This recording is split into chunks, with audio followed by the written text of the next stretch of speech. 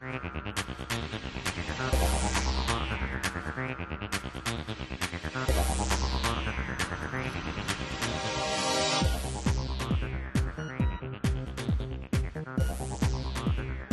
our first speaker is Bill Gillespie from Modec, which is a manufacturer of electric vans. If we just kick off, if you just want to introduce yourself and tell us a bit about Modec and your views on the future of road transport. Okay. In 2010, the future of road transport is very much more linked to technology than it's ever been.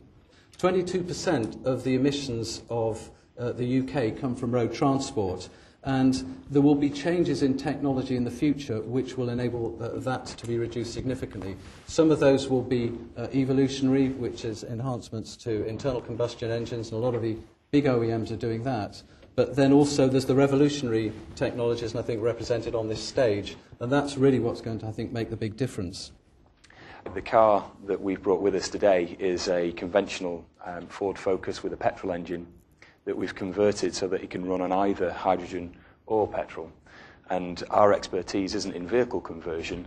We are developing products that generate hydrogen via electrolysis.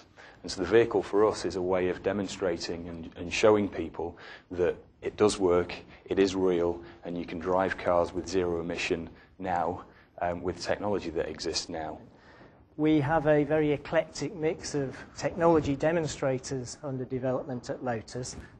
Historically, we've worked on many different conventional vehicles, mainly internal combustion engine powered vehicles, for the mass market. So a lot of Lotus Engineering's work is vehicles which are relevant to everyday use, not sports cars and limited market vehicles.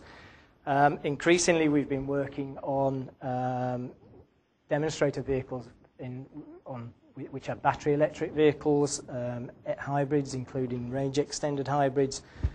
We've done flex fuel vehicle programs for OEMs. So we're finding more demand for alternative fuel vehicles. The future of road transport is low carbon. We need to accelerate that to the UK to be competitive. We're making 3 million engines back then in the UK. If we transition to a low carbon economy, we need to be making the equivalent value, 3 million other alternative powertrains to replace that 3 million engines. So there was a key strategic need, and we were set up to help kind of catalyse that process in the early days, at least, to a transition towards a low-carbon economy. It's hard to see total electrification for passenger transport and certainly HDVs. I think the delivery vans are a great model, and the fact that they're in service now is testament to the fact that they are commercially viable. But a lot of the it's feedback, very market specific. Yeah, I mean we've had very similar feedback, and again it's the commercial fleet managers that are keen to get involved first for the same reasons. There's a very well defined route, and you know exactly where you're going to go. But one of our experiences has been that the fleet operators tend to be very savvy and cautious people, and one or two of them have had their fingers burnt trying out new technology before.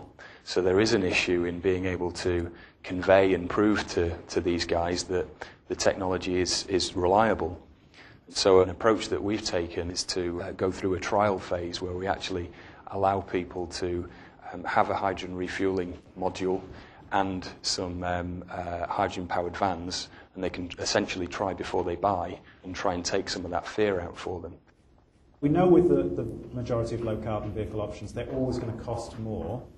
So the issue is where can you make the savings? And the savings either come from a lower fuel cost, as you would get with biomethane or electricity, or they can come from a lower service and maintenance cost. There isn't one solution which works across all pieces, so that there are pieces which work for delivery of goods, and there are pieces which will work well in other sectors. I think that's the first thing. I think the second thing is that we're sitting here thinking about the UK, but actually it's a global market, and the real volume increases over the next years will come from India, will come from Brazil, and will come from China.